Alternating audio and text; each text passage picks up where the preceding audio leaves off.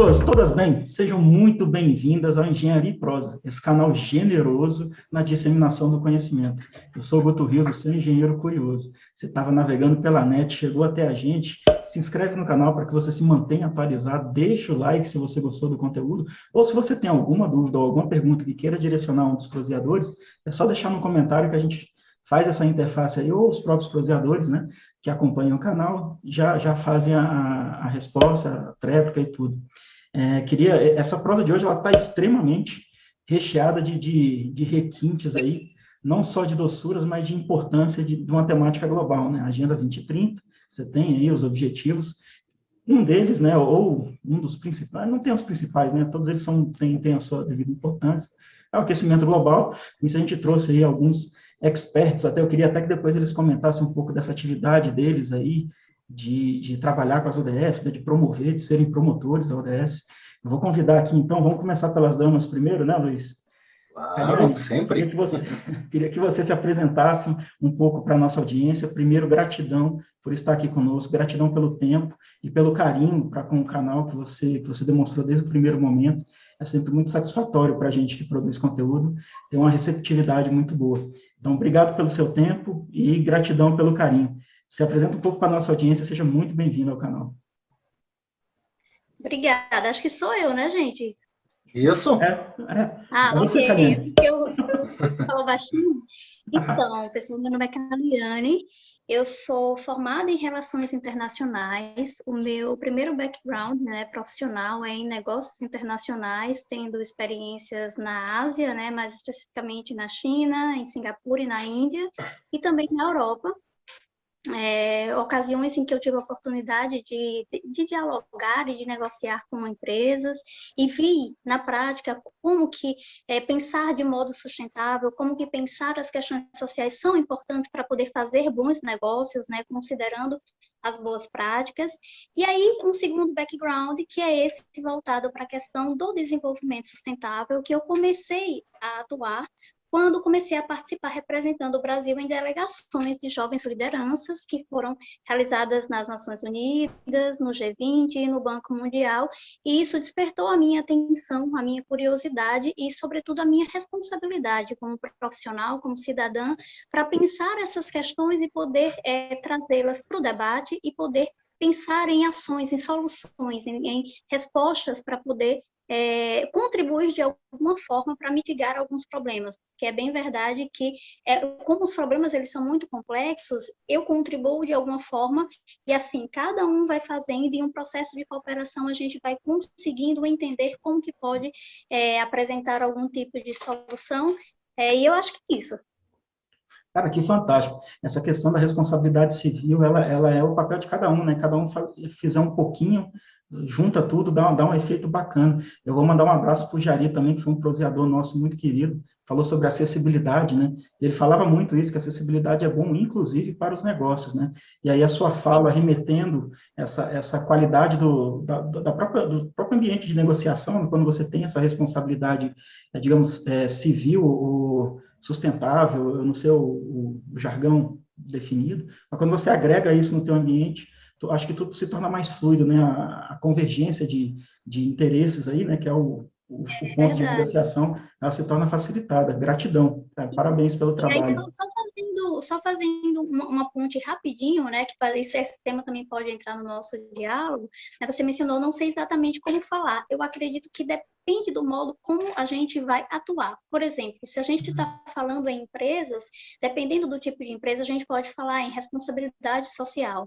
Ou então a gente pode trazer para o contexto a questão dos negócios sociais ou em um processo um pouco mais diferenciado dos negócios de alto impacto, que são aqueles que colocam questões sociais e questões ambientais no core business e trabalham desde a sua origem pautados em estar aí propondo soluções que muitas vezes não são desenvolvidas, não se encontra um caminho, um viés, né, ao longo de muitos anos, né, e aí a gente vai falar aqui sobre mudanças climáticas, mas eu posso trazer como exemplo para essa outra questão, uma comunidade tradicional que é muito afetada pelas mudanças climáticas, como as comunidades indígenas, né, são problemas que estão aí há anos né, questões territoriais, questões culturais, e que são afetadas pelas mudanças, as comunidades indígenas são afetadas pelas mudanças climáticas e, né, trabalhando com negócios sociais e com negócios de alto impacto, é possível, por exemplo, colocar esse tema no centro do debate, entre muitos outros, né, existentes,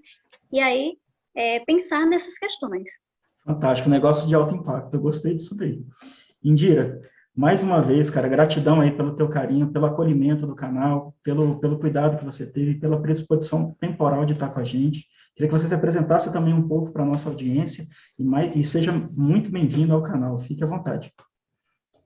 Muito obrigada, Guto. Boa tarde a todos e todas. Bom, eu sou Indira Isaguirre, eu sou engenheira ambiental de formação, mas eu trabalho com projetos e empreendimentos socioambientais e responsabilidade socioambiental também, na palavra mais ampla, no sentido mais amplo da palavra, né? Além disso, eu trabalho com educação ambiental também e com mudanças climáticas desde a minha graduação ainda. Atualmente, eu sou pesquisadora de doutorado do Laboratório de Ecologia de Manguezais da UFPA aqui no campus de Bragança, no norte do Pará. E eu trabalho com estratégias de conservação, principalmente com propostas de acesso ao mercado de carbono, Rede Mais, junto com comunidades tradicionais no Peru e no Brasil. Atualmente também faço parte da Associação Sarambuí, que é uma associação que a gente criou, um grupo de pesquisadores, justamente para trabalhar essa conservação de forma participativa dos manguezais aqui da região, que nós estamos na maior faixa contínua de manguezais do mundo. Então, é uma área muito importante, principalmente para a área das mudanças climáticas. E eu sou voluntária da RIPO Brasil também, não poderia faltar de dizer isso. E muito obrigada pelo convite. E é isso. Maravilha, parabéns pelo belo trabalho aí, pela dedicação, né? E pelo cuidado aí. Eu acho que tenho certeza que vai ser muito proveitoso. E eu quero depois até entender um pouco mais sobre os manguezais. Não tinha ideia dessa extensão da maior faixa contínua de manguezal no Brasil, né? Pará, não é isso? O FPA, né? Isso. Universidade Federal do Pará, norte do Pará. Pô, que fantástico. Doutor Luiz Alberto, seja muito bem-vindo mais uma vez, cara. Você é uma pessoa ímpar aqui no canal, é sempre muito carinhoso e muito acolhedor aí com o nosso projeto, enfim, com toda a atuação de engenharia e prosa, né, que vai além de YouTube, vai além enfim, desse conteúdo que a gente faz. Inclusive, a gente está com o roadmap aí esse ano bem ousado, e aí depois, no finalzinho, eu conto e faço também um pouquinho dessa história. Seja mais uma vez muito bem-vindo, gratidão pelo seu tempo, cara, pela sua dedicação, e queria que você se apresentasse aí um pouquinho para o pessoal que ainda não lhe conhece e que está ou ao vivo, ou que vai entrar aqui e achar a gente na net. Seja bem-vindo. Guto, muito obrigado. Tu sabes que é sempre uma honra, eu sou fã do Engenharia e Prosa, sou teu fã, né? E eu sempre faço questão de dizer, o Guto, ele se classifica como um engenheiro curioso, eu sou um geólogo curioso também, né? Acho que o aprendizado, ele vai até o fim da vida. É impossível a gente que gosta disso, que gosta de aprender, que gosta de empreender e que gosta de participar nas melhorias do cotidiano, de comunidades e afins, é impossível a gente parar esse aprendizado, né? Então, eu sou geólogo de formação pela Universidade Federal do Rio Grande do Sul. Terminei agora, há pouco tempo, minha quarta pós, que foi em gerenciamento de áreas contaminadas na USP, mas uma delas que tem um pouco mais a ver com a questão que nós vamos debater hoje foi a minha primeira pós, que foi em Gestão e Tecnologias Ambientais, também na USP. E eu trabalho há mais de 20 anos com consultoria ambiental, né, que sou diretor da EcoProject Ambiental. Sempre, quem trabalha com meio ambiente trabalha com os ODS, trabalha com a Agenda 2030. Mesmo que a pessoa desconheça a agenda e desconheça os 17 objetivos, ela trabalha com a Agenda 2030, porque a Agenda 2030 nada mais é do que a promoção do desenvolvimento sustentável, sustentado e inclusivo. Tá? Então, eu sou membro também da coordenação de formação da Rede Internacional de Promotores ODS Brasil, e no qual a Vanessa e a Indira também fazem parte. Uma honra, inclusive, né? A Ludmila, que está aqui nos assistindo também, é membro da RIPO. O que nós tentamos aqui? Nós tentamos trazer um pouco para a comunidade, para as lideranças, o que é e qual a importância dos Objetivos de Desenvolvimento Sustentável.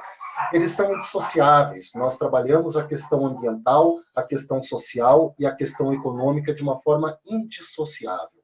E se nós verificarmos a própria temática das mudanças climáticas, a interferência dela em todas essas questões ambientais, sociais e econômicas é gigantesca, né? E gera um efeito em cadeia. Onde eu tenho um dano ambiental, eu automaticamente gero um problema social e um problema econômico. E, em qualquer sentido que eu trabalhe essa linha de pensamento, esse efeito em cadeia vai se manifestar. Então, basicamente é isso. Tá? Um prazer, como sempre, estar aqui contigo, com vocês. É uma honra muito grande. Maravilha, a honra é nossa. Queria só registrar aqui, a Ana Paula falou que tá alegre, tá muito feliz de estar aqui, mandou um salve aí, Luiz, falou que é sua fã. Ana Catóia. A Ludmila também, Araújo, ó, uma excelente tarde, acho que você citou ela aí, né? Ela falou, uma excelente gratidão aí. Gratidão por estar ao vivo. A Ana é suspeita para falar de mim, né? A Ana é minha esposa, né? Então pronto. Então mas eu também sou tudo certo. Ainda bem que ela é sua fã, então. Que bom, que bom. Muito bom. Mas então, eu queria até voltar um pouquinho na apresentação do que a Caliane, né? Caliane, como a pronúncia é Caliane? Caliane, isso? Caliane. Hã? Isso, Caliane. Caliane, normal. Caliane.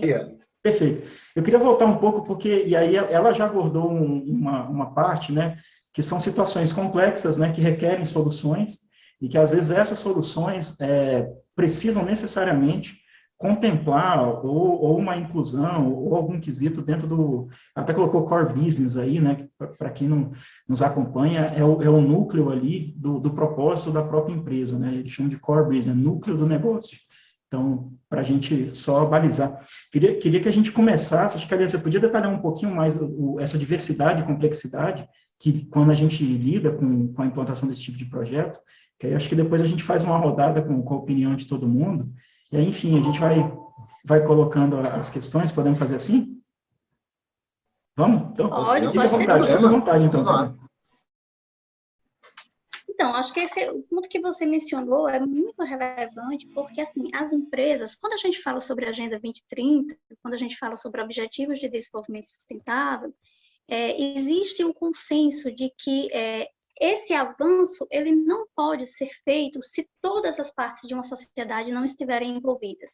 Isso significa que as empresas representam um forte ativo, extremamente significativo. Por que é importante? Porque as empresas têm capacidade de investimento, as empresas têm o espírito inovador. Elas, por estarem no mercado de trabalho, que é um espaço competitivo, elas precisam o tempo todo estar evoluindo e tentando entender como melhorar os seus serviços ou como melhorar os seus produtos. Então, tem aí um know-how muito grande em conhecimento tecnológico, em conhecimento de processos, e isso favorece a busca de soluções para muitas das grandes problemáticas, né? E quando a gente pensa, por exemplo, em observar uma empresa que vai fazer a integração dos Objetivos de Desenvolvimento Sustentável no seu core business, a gente está falando aí de empresas que vão estar pensando a longo prazo. E de empresas que vão estar trabalhando com temas que são atualizados, que estão sendo pensados em um contexto internacional, mesmo que a aplicabilidade seja local. Portanto, existe uma série de fatores que representam um benefício. Então, assim, é complexo? É complexo, mas existe uma série de benefícios que são atrelados ao processo de implementação dos ODS na cadeia produtiva, em toda a cadeia produtiva. Então, eu até elenquei alguns pontos que são importantes de serem pensados nesse contexto, né? Então, quando você pensa nos ODS, eles, nessa ferramenta, né, representam a oportunidade de moldar, uma oportunidade de conduzir, uma oportunidade de comunicar e uma oportunidade de relatar sobre os impactos e o desempenho de sua empresa em questões que são importantes, por exemplo, para criar reputação e para mostrar os aspectos de responsabilidade social de uma empresa em um cenário, né? E aí eu vou deixar aqui em aberto para que a gente vá aprofundando esse diálogo. Não, bacana, eu acho isso interessante, um pouco do discurso também do que o Luiz comentou, né, que as soluções elas precisam ser sustentáveis e inclusivas, né, inclusivas socialmente dentro do... E aí tem um jargão também no mundo dos negócios aí, que é a questão de você não ser... se você ser referência primeiro localmente, dentro da tua circuncisão ali, da onde você está, né, para depois você ser reconhecido externamente, né. Então, se você faz um bom trabalho na tua área de abrangência, e aí tem um cara que eu assim, acompanho bastante, é um norte-americano, não sei se vocês conhecem, chama Marcos Lemones, né? E aí, os negócios dele, normalmente, ele desenvolve, ele compra, né? Compra empresa, vive de comprar, vender empresa, tem uma série de empresas já, e aí ele acaba desenvolvendo primeiro localmente a empresa dele, com o impacto na comunidade, na geração de emprego, no desenvolvimento sustentável, de conseguir ter a maximização ali, né, dos produtos e tudo. E aí ele comenta muito isso também. Então, é bacana quando a gente pensa na situação local, e aí, para quem não está, para quem está acompanhando, cara, a gente está falando de efeitos de escala global, a gente falou de contribuições locais que vão culminar num efeito global. Então, essa mensuração aí, propriamente dita, porque tem, enfim, depois eu tenho até uma outra coisa. Então, a gente precisa ponderar. E eu queria, Luiz, eu queria te ouvir um pouco também, cara, nessa questão da classificação social, inclusive, você tem até um jargão também que eu acho bacana, né? O desenvolvimento ele tem que ser sustentável, inclusivo...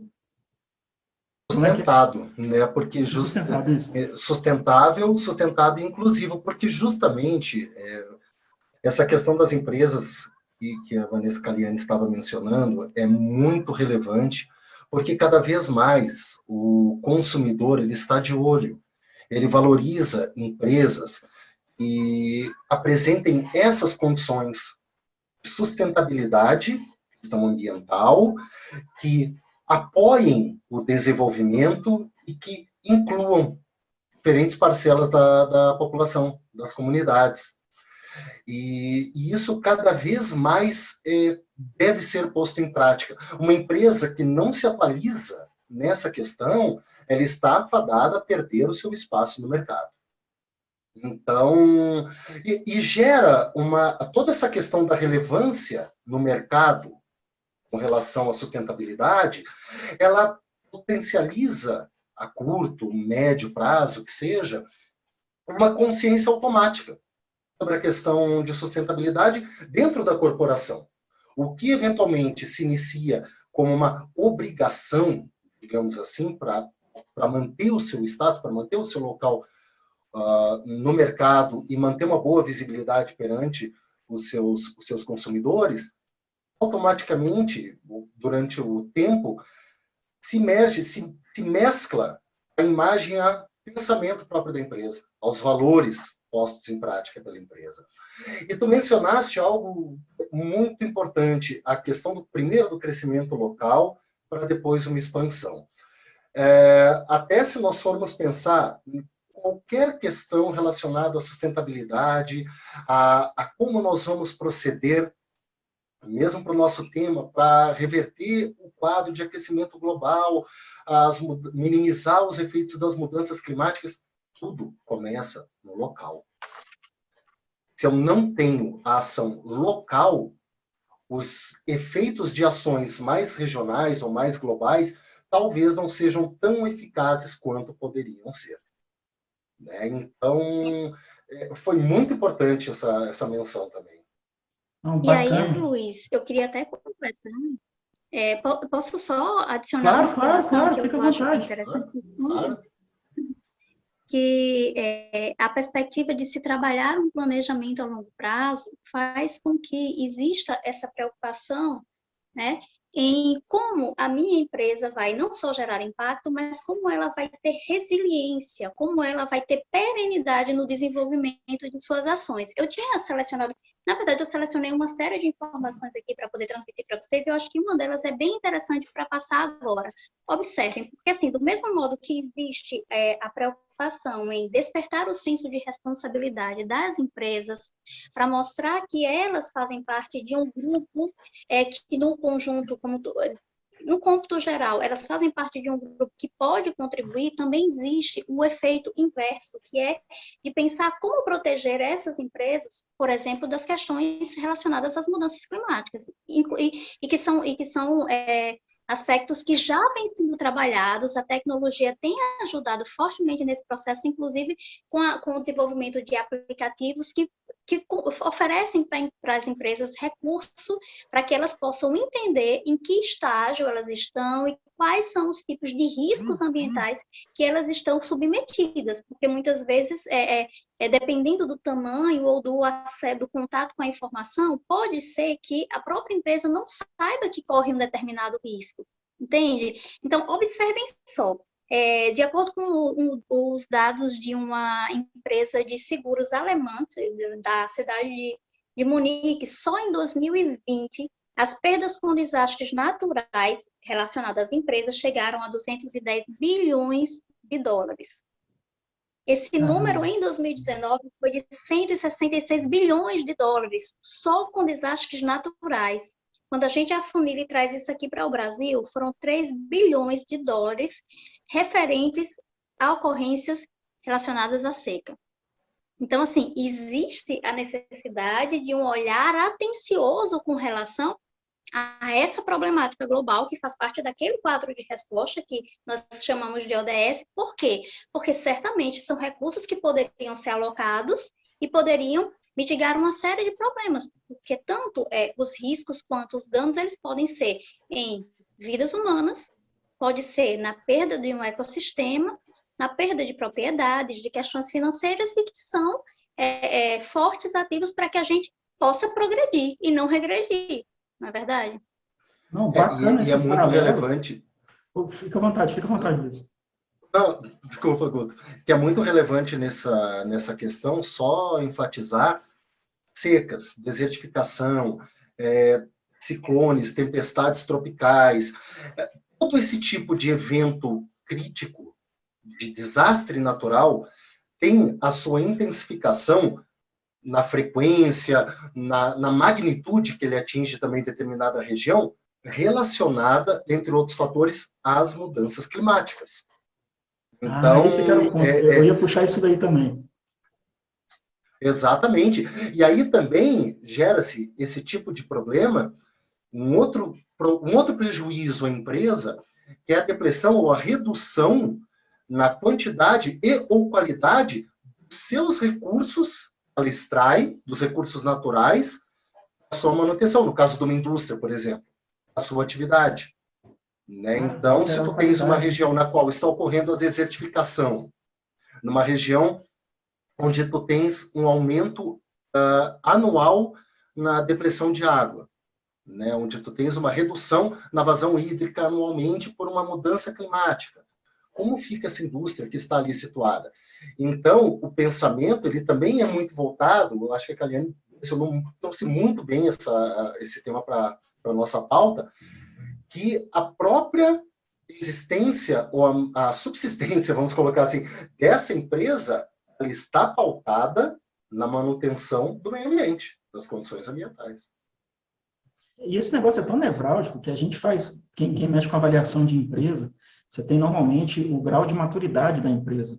E o grau de maturidade dela, ele é medido, né, ou ele é mensurado a partir do momento do volume de recursos que ele aloca para os projetos de longo prazo. Foi uma fala da Kaliane também. Esse paralelo que ela traça dos desastres é o seguinte, está alterando as condições climáticas do globo, né, seja uma aceleração do efeito natural ou, enfim, a própria ação do homem ali, né, e aí a empresa que quer evitar esse desembolso aí com situações de desastre, não sei o que ela faz? Começa a investir no futuro para evitar isso. E eu acho também que nesse grau de maturidade da empresa, queria até ouvir um pouco da Indira, não sei se tem a ver com a tua pesquisa, tá? Mas eu acredito que a partir do momento que localmente você faz um trabalho mais inclusivo, você pode gerar, né, mais engajamento dos teus colaboradores, por eles se sentirem parte da empresa e saber que a empresa está trazendo benefício para ele. E um outro ponto também que eu achei fantástico é que nem a Karine falou do negócio dos apps e tal, que é o quê? Você monitorar, né? É o gerenciamento. E aí o monitoramento com meta e tudo, ele só faz sentido se você tiver uma gestão madura, né? Madura o suficiente para ser inclusiva, para enxergar isso que o Luiz comentou também, né? Do potencial da ação dela ali, e, né, para depois conseguir desenvolver e melhorar a qualidade. Indira, eu não sei se isso faz parte do teu objeto de pesquisa, mas eu queria ouvir um pouco, porque você tem uma comunidade que trabalha em Manguezal que é muito forte, né, muito atuante. Eu não sei se você atinge eles na tua pesquisa, queria ouvir um pouco de você também em relação a essa inclusão e essa atuação. Claro, quando a gente fala em mudanças climáticas, a gente tem que puxar um pouquinho o ODS13, né? O Objetivo de Desenvolvimento Sustentável está composto por 17 objetivos.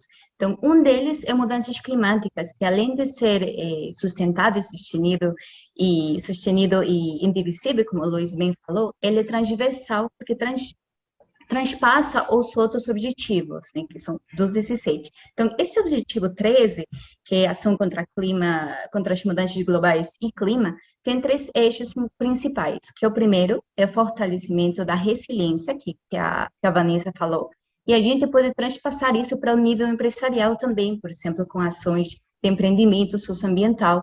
A gente tem aqui em Belém o Centro de Empreendedorismo Sustentável, que é a Amazônia App. É uma competição muito legal, que ela incentiva empreendimentos socioambientais, ideias socioambientais, incluindo a tecnologia, incluindo a participação das comunidades. E aí tu vês como os negócios sustentáveis estão impactando as comunidades, tanto no bem-estar humano delas, e dos demais atores que é a empresa, por exemplo, que ela quer impactar a comunidade para falar que ela está fazendo parte da responsabilidade socioambiental. Esse é um dos níveis de mudanças climáticas. Outro nível é justamente de conectar essa interface ciência e política, ou seja, a gente que faz pesquisa, a pesquisa tem que sair para fazer políticas públicas, por exemplo. E aí a gente está incluindo as comunidades de uma forma mais formal, por falar assim. Tu estás impactando nas comunidades com diversos projetos, já seja de empreendimento, já seja projetos de pesquisa também, ou projetos de extensão também. E o terceiro eixo, que eu acho que é o mais importante, é de fortalecer a educação e extensão, justamente, aquela coisa de educação ambiental, educação política, em torno das mudanças climáticas.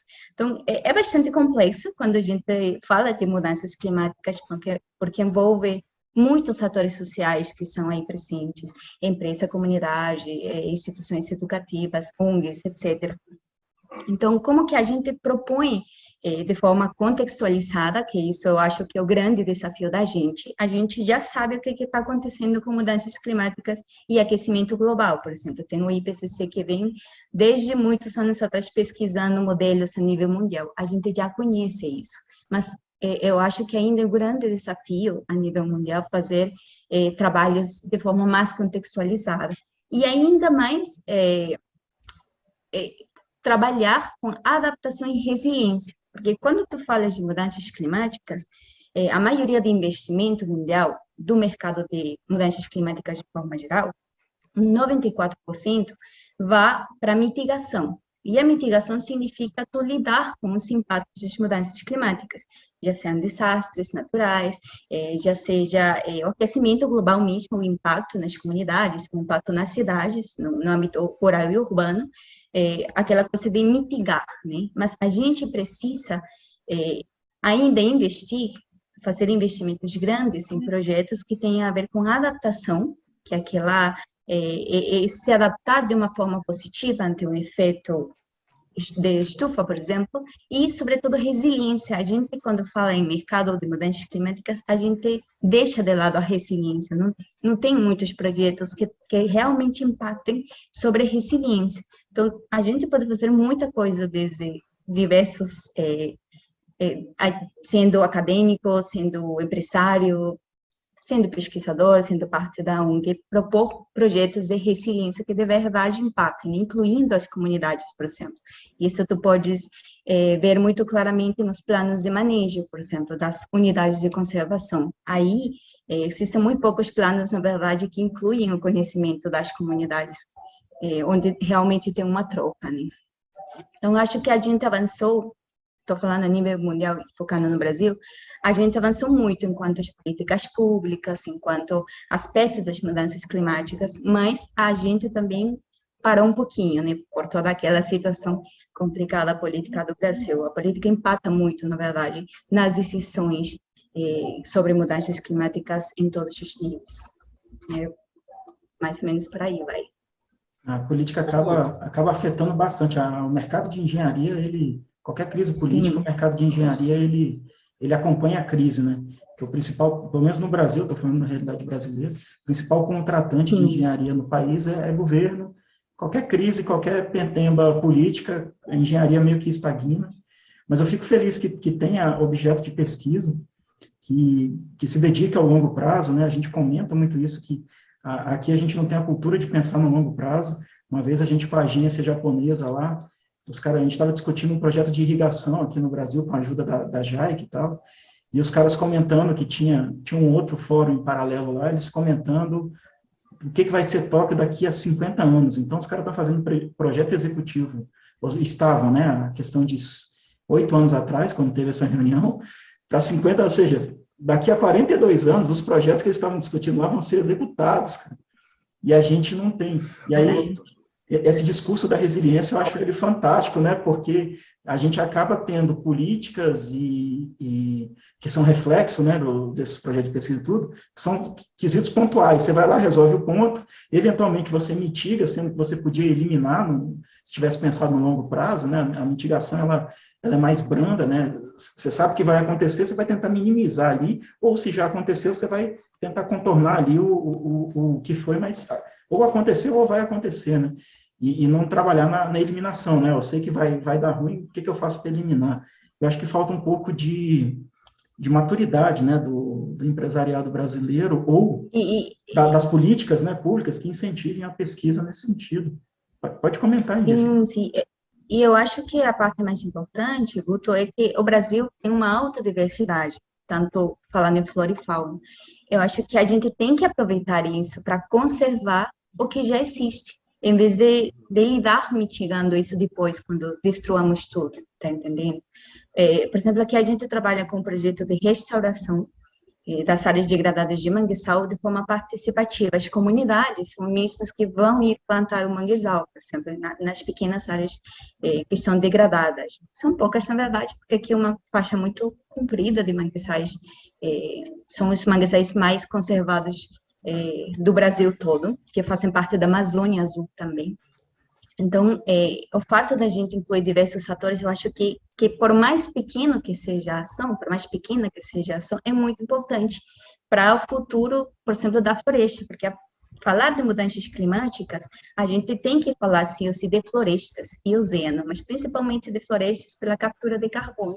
E aí entram as empresas, por exemplo, elas podem comprar certificados de carbono, elas podem se inserir nesse engajamento todo. Então, tu vês que falar de mudanças climáticas é complexo, tem que ser de forma holística, transversal e de forma participativa e unificada também com diversos atores, né? É um grande desafio, na verdade. Você queria complementar, Luiz? O importante, sim, não, o importante que tu mencionaste, né, a questão desse exemplo japonês, é que se tu fores avaliar no conceito do ciclo PDCA de melhoria contínua, eles estão muito à nossa frente em relação à questão planejamento. Eu acho que o que falta muito é planejamento. A gente batalha muito, acho que a Indira mencionou de forma brilhante, nós trabalhamos muito com a mitigação. Mitiga, compensa aqui, mitiga. Não se planeja. Agora, eu estava pensando também, nós estamos falando aqui a questão de mudanças climáticas, né? Me permitiria uma parte, só para explicar um pouquinho como funciona essa questão de aquecimento global, como é que essa dinâmica do aquecimento? Vamos? Vou dar uma explicaçãozinha bem rápida. Não, por favor, cara, é até bom. De uma forma bem simplificada, vamos colocar assim. Nosso planeta ele recebe radiação solar. E, primeiro de tudo, vamos para o conceito de efeito estufa, né? O que é o efeito estufa? Eu tenho uma composição X na minha atmosfera, CO2, CH4, por aí vai, que parte da radiação solar que chega na Terra, na superfície da Terra, ela reflete, ela volta para o espaço.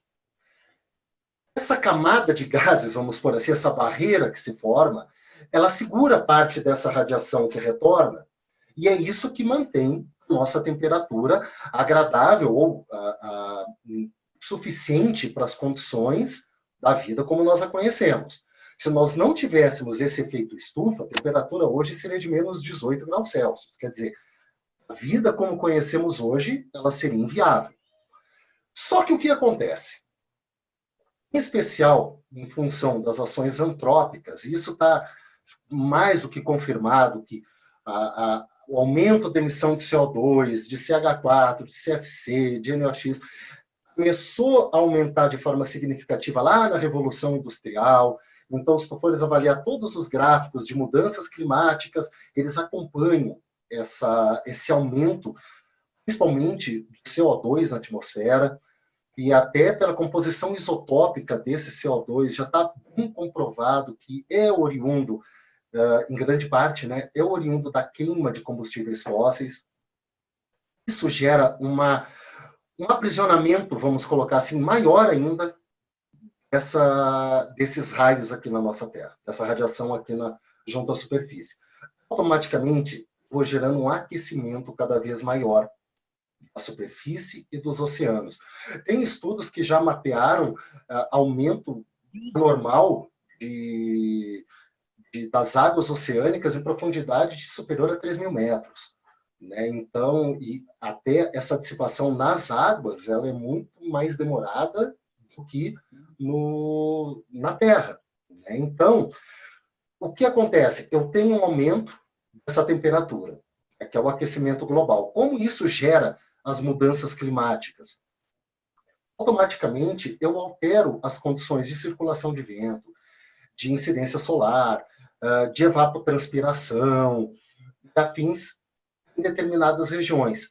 Isso se dá de forma homogênea? Não se dá de forma homogênea. Eu tenho regiões que têm um maior aquecimento, eu tenho regiões que têm um menor aquecimento, e isso também é muito utilizado por quem é da vertente que nega a existência do aquecimento global. Existe uma vertente que se apoia em ciclos de Milankovitch, que se apoia em outros eventos que, sim, geram em determinados períodos um resfriamento um pouco maior, mas existem evidências muito sólidas de que a ação antrópica contribui de forma decisiva esse aquecimento, e esse aquecimento está ocorrendo hoje sim.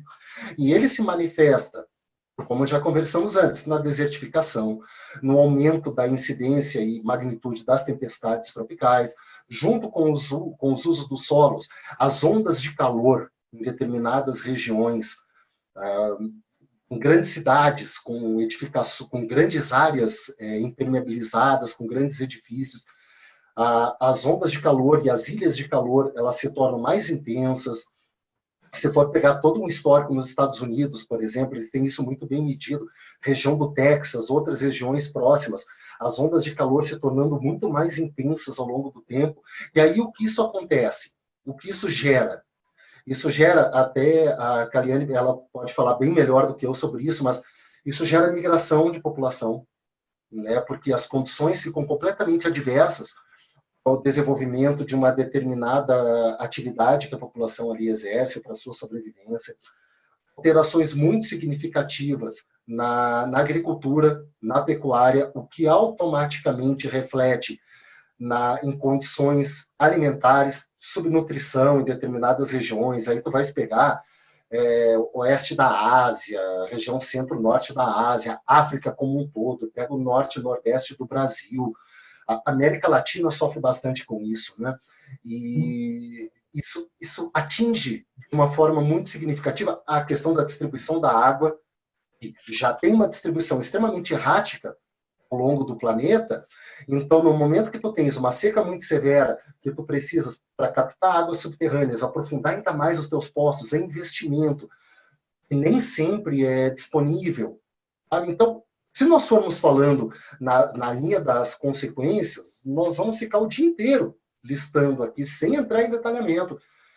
E aí, mais uma vez, eu volto àquele conceito inicial, que o tripé ambiental, social e econômico, diretamente relacionados e funciona como peças de dominó. À medida que tu acertas uma, as outras também caem. Né? E isso é muito visível. Não sei se eu consigo compartilhar aqui. Eu consigo compartilhar, né, Guto? Consegue, cara. Só compartilhar uma figura, bem rapidinho. Interessante que você falou. Que a gente... Fica à vontade, Indira. Oi? Pode falar. Era só para lembrar que é por isso que quando a gente fala de ODS, já seja de um ODS, é transversal, porque transpassa os demais, né? É isso que o Luiz estava explicando, assim, os impactos são muito amplos, assim. Pode continuar. Extremamente amplos. Eu só estou buscando uma figura aqui. Eu acho que ela exemplifica muito bem o que eu quero concluir com relação a essa questão das consequências, tá? Deixa abrir.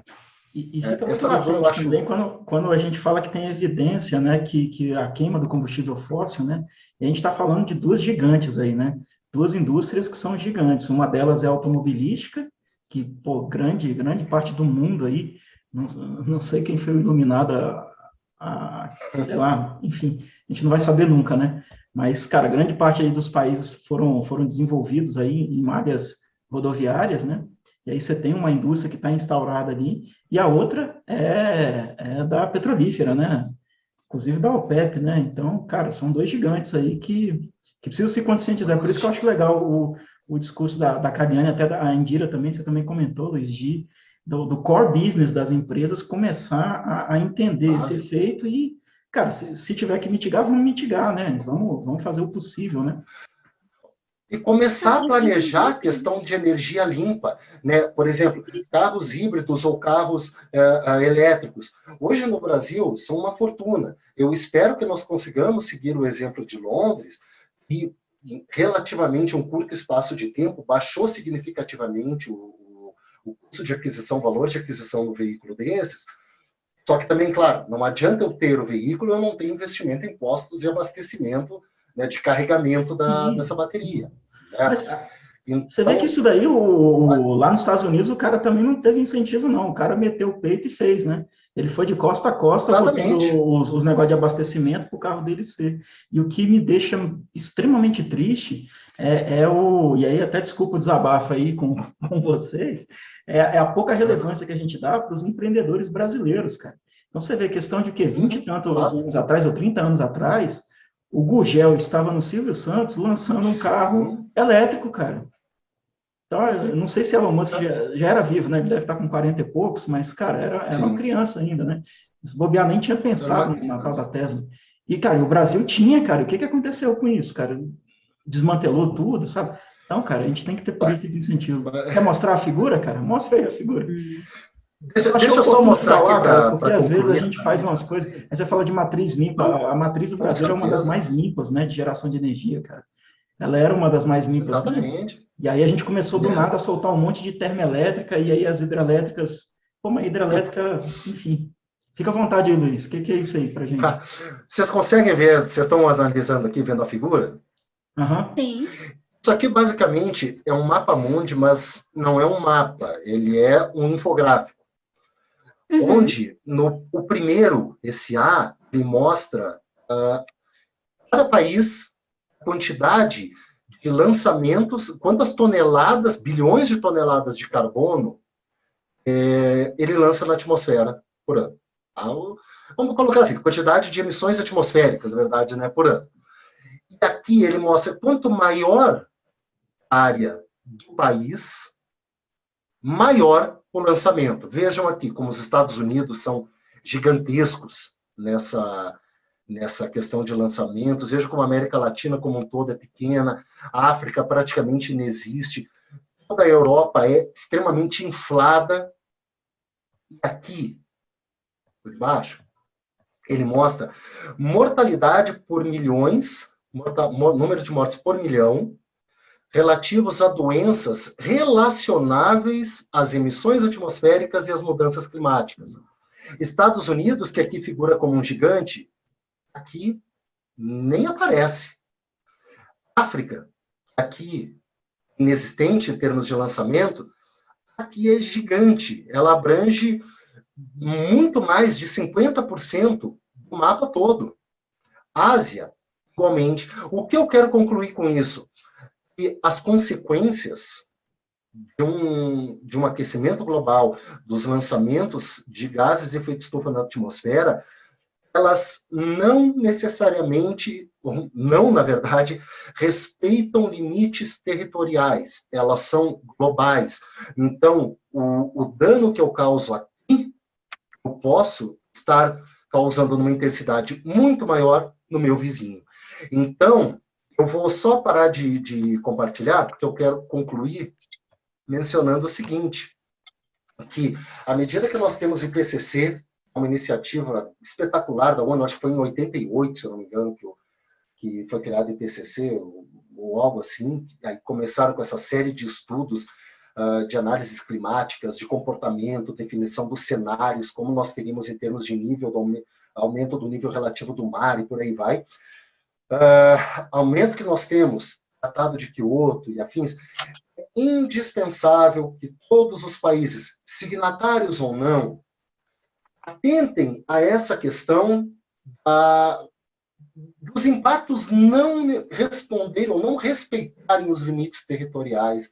Então, não adianta ele imaginar que o impacto que ele gera ali, ele vai simplesmente ignorar qualquer tipo de tratado e nada vai ocorrer com ele. Muitas vezes, ele está recebendo a sinergia do impacto que ele próprio gera e que o seu estado vizinho, que também ignora essa questão, está gerando.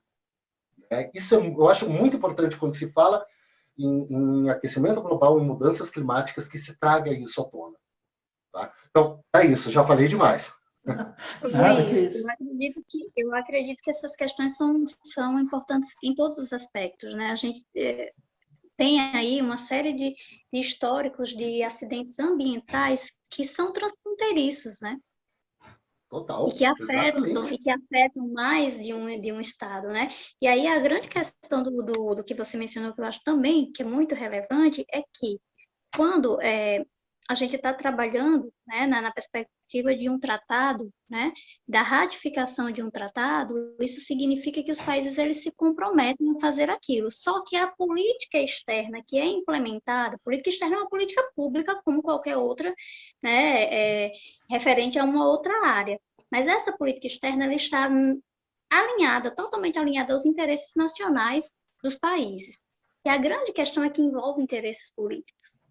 Por exemplo, vamos pensar agora no cenário atual. A gente tem aí um cenário que ele tem uma balança de poder que é diferente, por exemplo, do final da Segunda Guerra Mundial, Guerra Fria, que tinha ali Estados Unidos, eram batalhas mais de ordem ideológica. Mas quando a gente traz hoje para o cenário, a gente tem Estados Unidos e China, que é uma balança de poder muito voltada para as questões econômicas e comerciais, quem é que vai querer dar o passo para trás e perder a manutenção do seu status quo? Entende?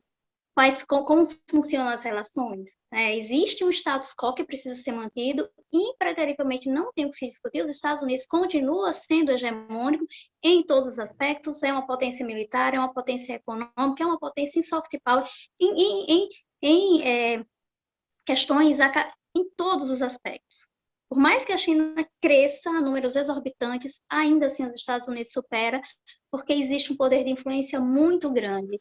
Então, depende muito, né, dos interesses nacionais de cada país. É exatamente por isso que muitos desses protocolos, eles não conseguem avançar o tanto quanto deveria ser. E aí a gente vê, por exemplo, que uma mudança de cenário político, vamos trazer o exemplo dos Estados Unidos agora com Biden, né?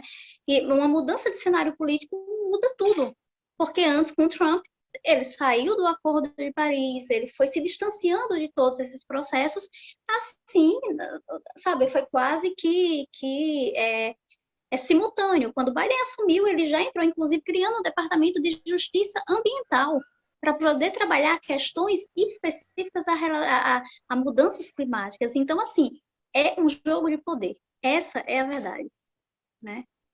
Existe essa balança de poder e que a gente precisa ter essa percepção. Não, claro, fala muito em geopolítica, né? Não se fala só em política, né? Fala da geopolítica. Exatamente. Porque os interesses, eles transcendem também as próprias fronteiras, né? Não adianta. Você comentando isso daí, Luiz, eu até lembrei, recentemente teve um vulcão que entrou em erupção, não foi? 2 anos atrás, aí veio uma frente fria, cara, ficou, cara, meio mundo, e o negócio ficou escuro e não sei o quê.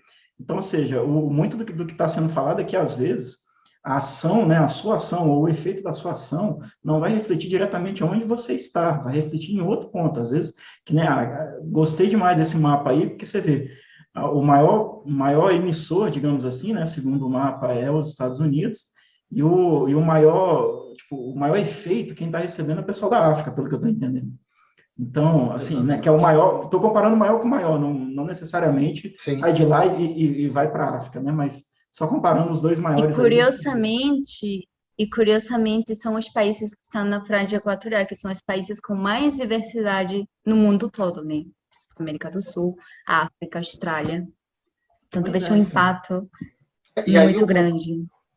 Gera, Zindira, um impacto muito grande na fauna e na flora, porque, entrando nesse conceito de resiliência, as espécies demandam um tempo para se adaptar às condições específicas. E a migração de uma espécie de um local para o outro, pode falar com muito mais propriedade do que eu com relação a isso, mas a migração de uma espécie de um local para o outro não é uma questão aleatória. Ela não pode ser feita de forma aleatória.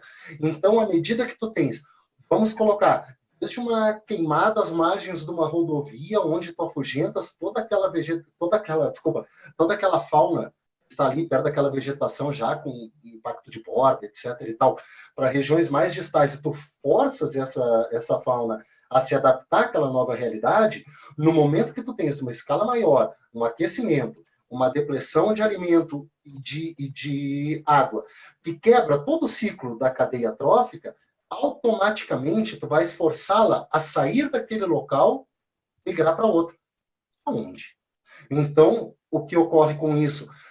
Um evento de extinção em massa, e, sinceramente, hoje ele está já se manifestando em taxas muito mais aceleradas do que os 5, alguns dizem 6, mas, enfim, os grandes eventos de extinção que nós tivemos no passado geológico. Então, Luiz, oi. Um exemplo que a gente pode trazer como exemplo que aconteceu lá na Austrália, né, no início de 2020, né, as queimadas. Né, sim, as queimadas, exatamente, exatamente.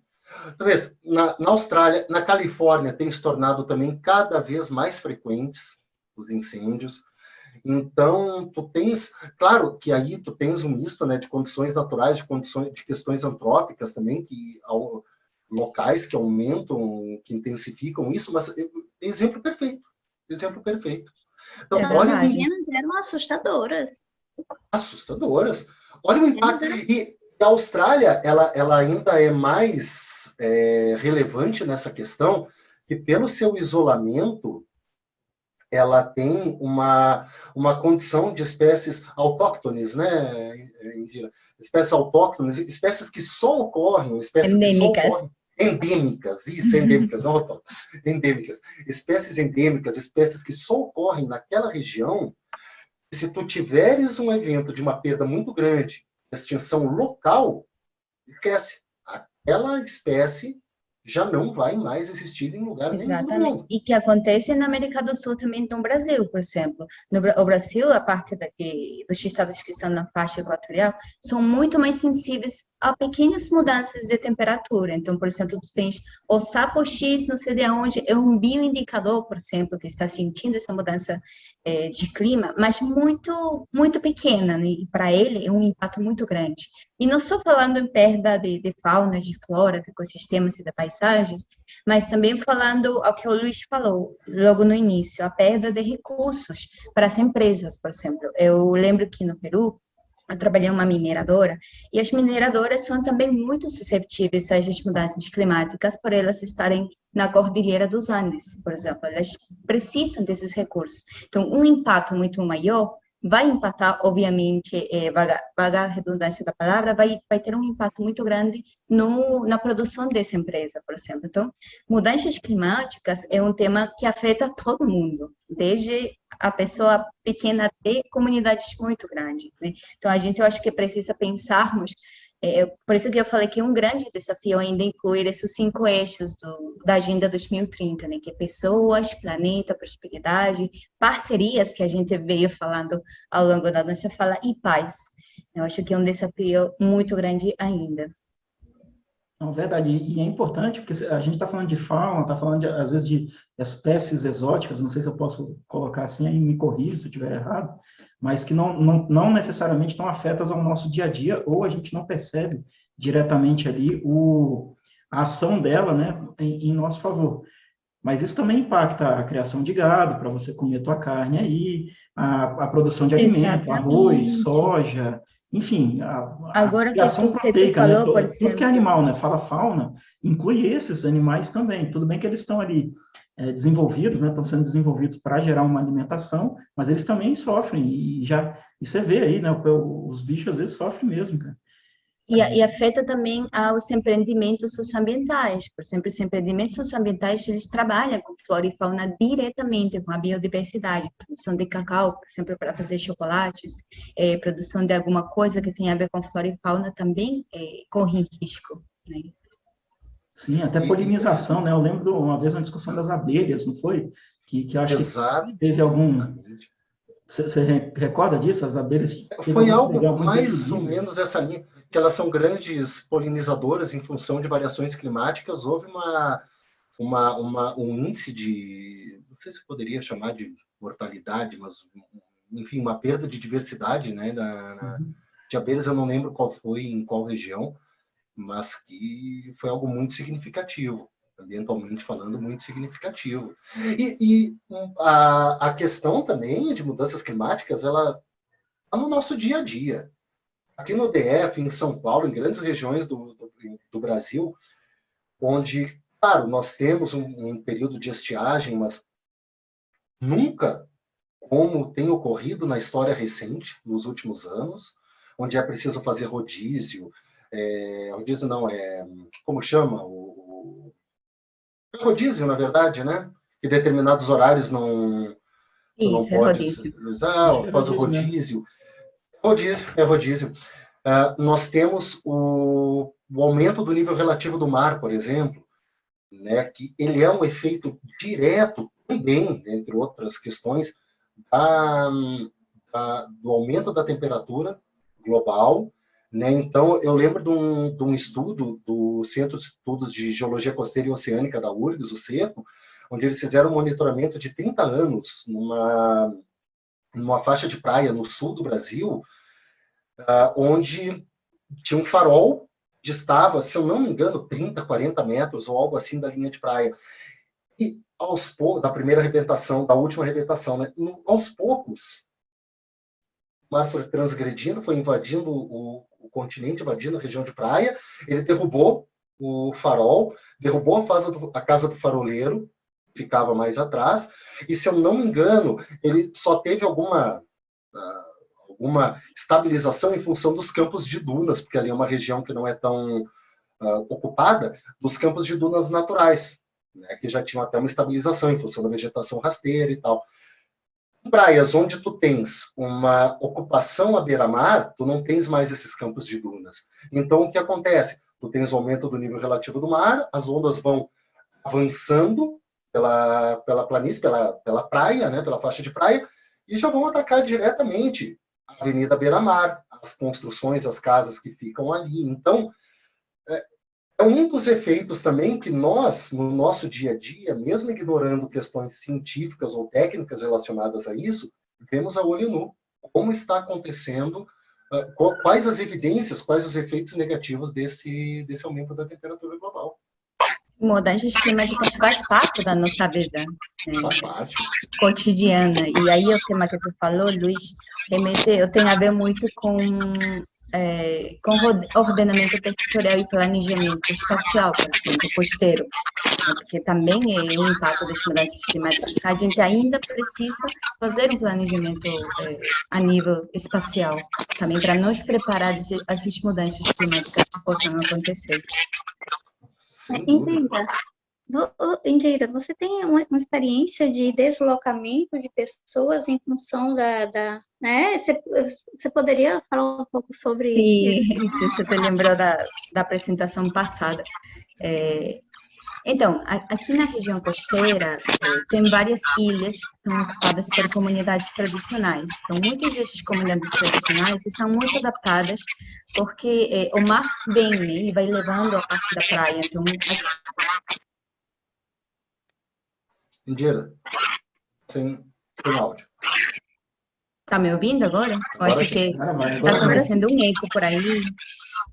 É porque eu tô recebendo algum chiado aqui. Acho que agora Pegou na melhorou. transferência, né? É. Sim.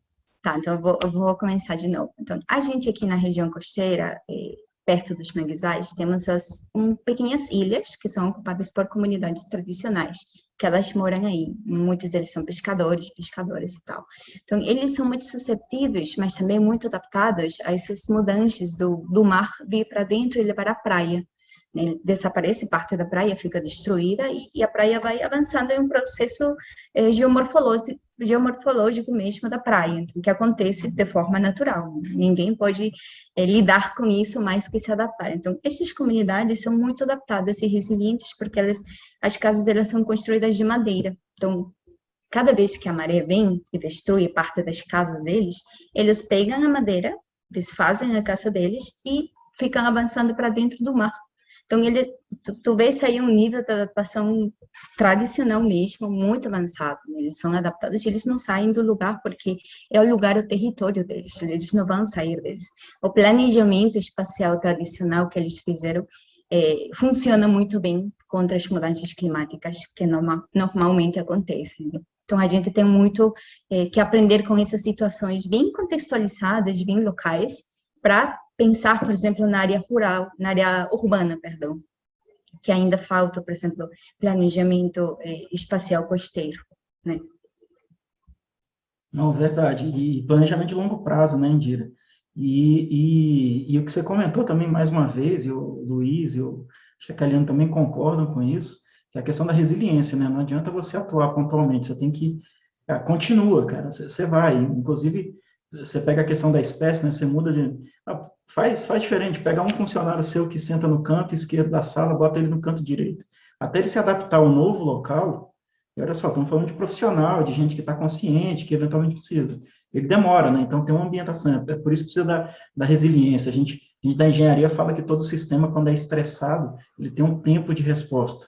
Então esse tempo de resposta, ele varia, né, de acordo com cada um ou com cada sistema. Então, a gente precisa ter essa resiliência, nessa continuidade, até que a coisa se torne mais branda, né, num prazo maior, enfim, o mais rápido possível, né, falando em questões de mitigar. Não é isso que E veja, por exemplo, a Indira mencionou a questão da pesca, eu lembrei também dos efeitos nos recifes de corais, né?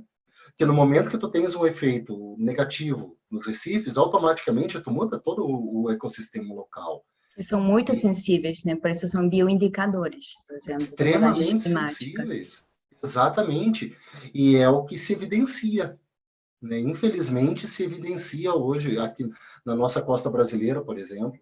Né? Então, é bem complicado. Nós temos um impacto bastante significativo. Verdade. Acho que eu vou tentar sem áudio. Não, entendi. Não, faz sentido, cara, e faz sentido também quando você coloca isso no contexto de desenvolvimento, né? O importante que a gente está falando aqui é que, tudo bem, são cenários complexos, eu não me recordo aí de ver nenhuma vertente ignorando o próprio aquecimento. O que eu vejo nos debates é o seguinte, tudo bem, o aquecimento está aí, mas isso daí é um processo natural, é um ciclo maior da Terra, ou não? É a situação antrópica, que nem foi o Luiz comentou, né? Então, a antrópica é o ser humano, né? A atuação do ser humano, e aí quando ele trata de evidências da queima de combustíveis fósseis, está degradando aí essa condição do efeito estufa da Terra, que a gente também já chegou à conclusão de que ninguém nega que ele é essencial para a vida e para a forma como ela está, né? A questão é, você vai exacerbar isso ou vai piorar isso, né? Você resfria demais, se piorar, né? Se tirar tudo, vai quente, frio, quente, frio, quente, frio, e a amplitude térmica é muito alta, né? E o inverso também, se tu fecha demais, ele vira uma sauna, né? Vira aquele efeito sauna de continuar aquecendo, aquecendo, aquecendo. E quando você trata isso de desenvolvimento, o que é bacana aqui é que, por mais grandioso que seja, né? A gente está falando de coisas globais, de movimentos globais, mas a contribuição individual, ela causa isso, né? É muito naquilo, se cada um fizer um pouco, como é que é? Se cada um fizer um pouco, o todo é beneficiado. Então, se eu fizer um pouquinho, se eu reduzir 10% da minha emissão de CO2, o Luiz mais 10, hoje a população mundial, alguém tem um número aí? 7 bilhões, uma coisa assim? Não é? Alguém tem esse número na cabeça aí? Quantos bilhões de pessoas? Não, mas deve ter aumentado um bocado. Como diz meu filho, mais de 10, papai, mais de 10, porque até 10 a gente sabe contar. Mas, brincadeira à parte, então, se dá 7 bilhões a 7 bilhões, cada uma fizer um pouquinho, que seja 1%, a gente já tem um efeito global. Manda, Luiz. Pelo relógio que conta a população mundial em tempo real, 7 bilhões 813 milhões 328 mil 177, 180 já e por aí vai. Poxa, estou bem, cara. Vou jogar na Mega Sena. Quase batendo na porta dos 8. Já.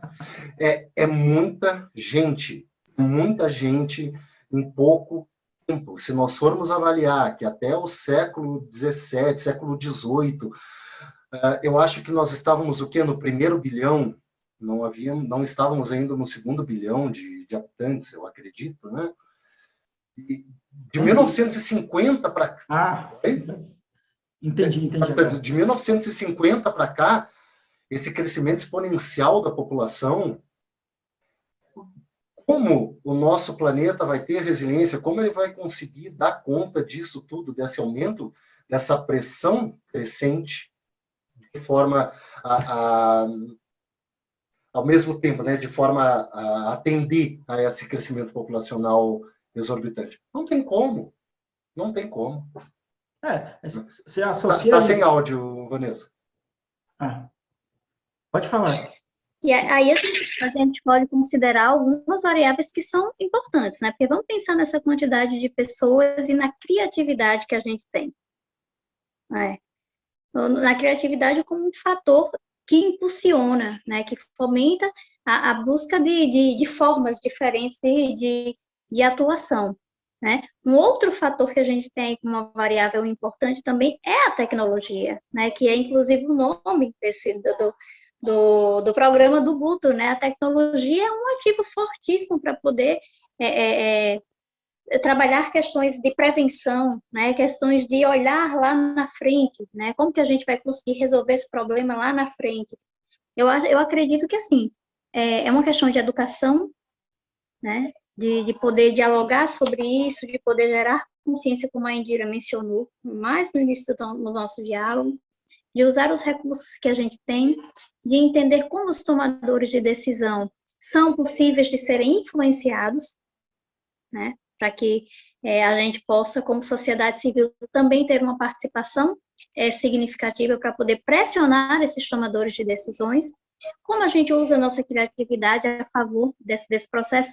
Acho que foi com você, Luiz, que eu mencionei, que vi recentemente uma escola sendo construída no sudoeste da África, e essa escola estava sendo construída em 3D, né? É um projeto que ainda está em processo de desenvolvimento, feito em parceria, né? Olha aí o ODS 17, né? Um dos 5 P's, feito em parceria por uma organização de sociedade civil com uma empresa, e estima-se que depois dessa primeira experiência, possivelmente as próximas experiências de desenvolvimento de uma escola que tem padrões que respeitam o meio ambiente, vai ser desenvolvida em torno de uma semana. Nossa, isso é muito bacana. Por quê?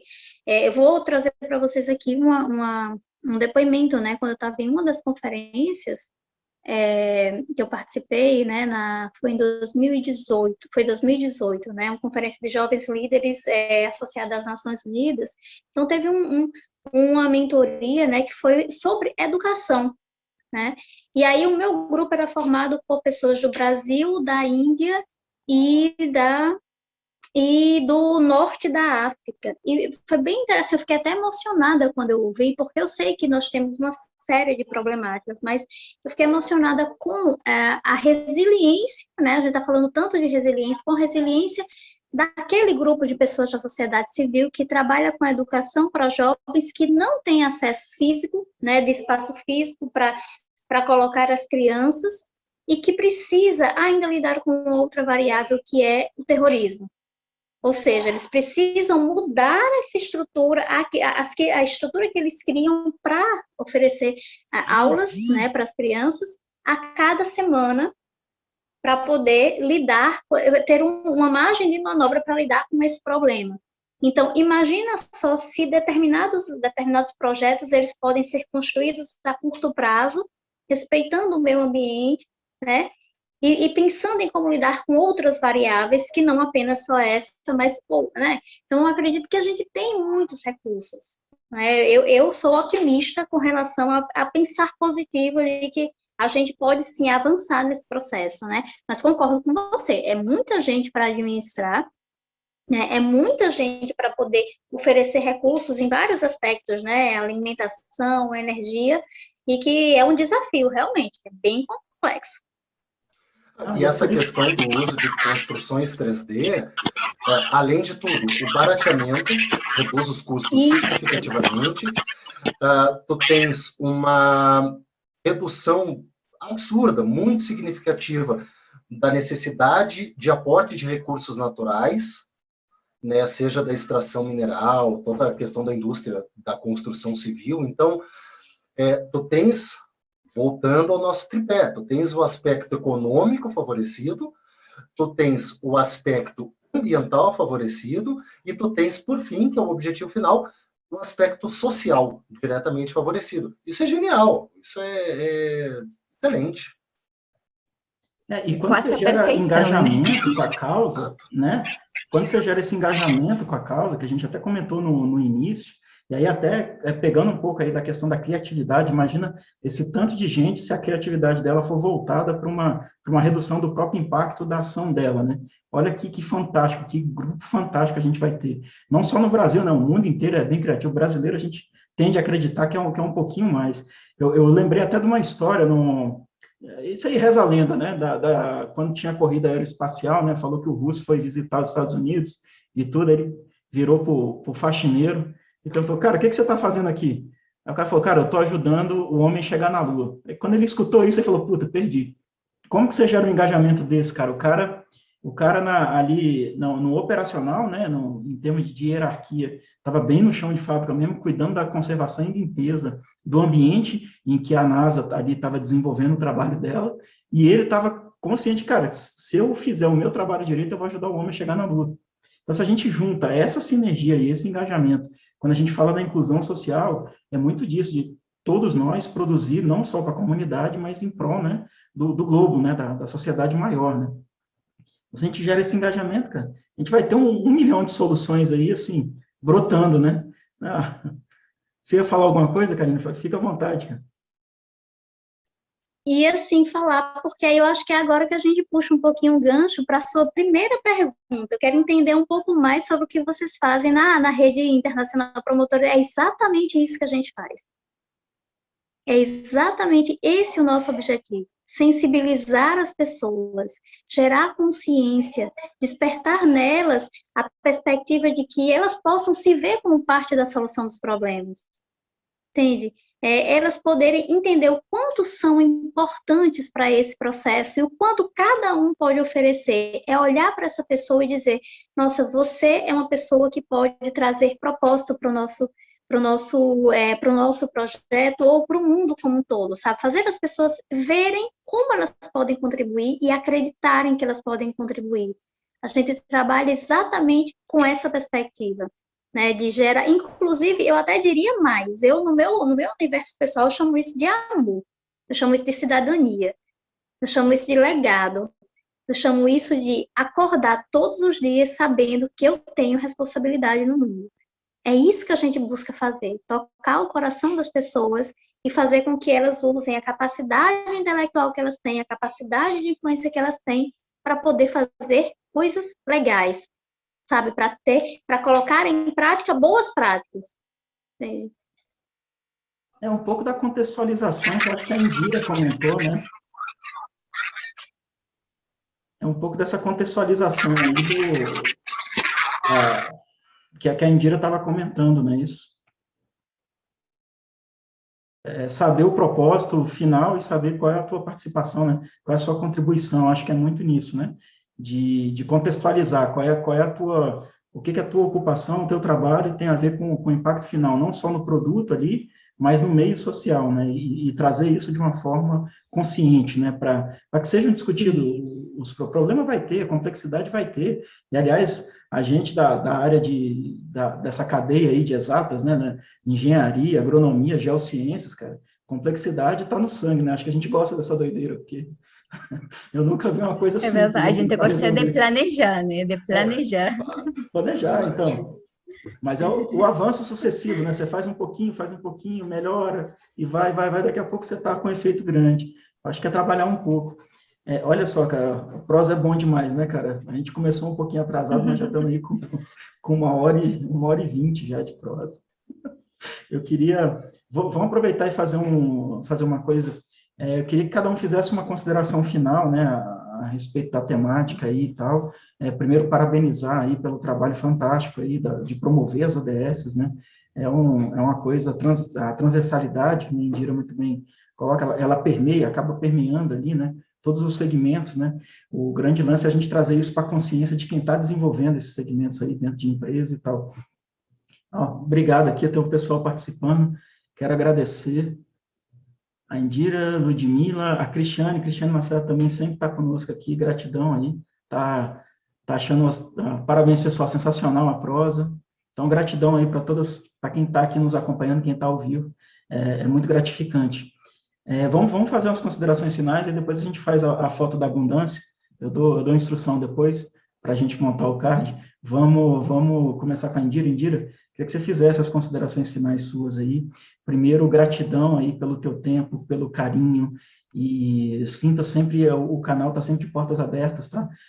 Eu adoro, todos nós adoramos um dedinho de prosa, e é esse dedinho de prosa que às vezes saem os insights aí das soluções, né? Que às vezes impactam, e aí eu adorei isso, né? Negócio de alto impacto. Acho que eu vou passar a usar isso, se você me permitir, eu achei fantástico. Então, faça suas considerações finais e, mais uma vez, gratidão por estar aqui conosco. Muito obrigada, Guto. Obrigada à Engenharia Prosa pelo convite, principalmente, da gente espalhar esse nosso conhecimento e espalhar também alfabetizando sobre a ODS, né, sobre a Agenda 2030 e tal.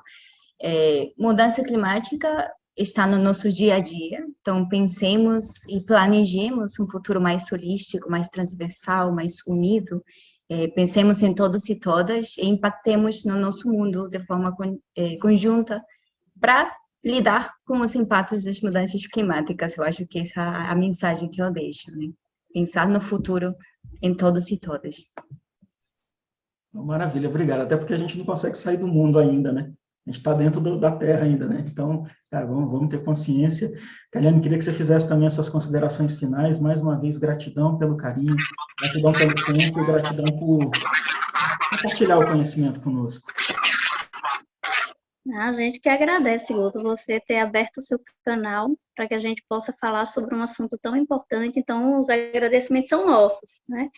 Eu gostaria de puxar um pouquinho o gancho do que a Indira falou e complementar, falando sobre ações climáticas, a importância da gente trabalhar em cooperação, a importância da gente fortalecer o compromisso, né, como cidadão, como profissional, e, sobretudo, que a gente possa amar o que a gente faz, né? Quando a gente ama o que a gente faz, a gente coloca os desafios como apenas uma simples barreira. Então, eu acredito muito no potencial das pessoas e estamos de braços abertos para receber todos aqueles que acreditam que podem contribuir, e como todos podem contribuir, venham, né?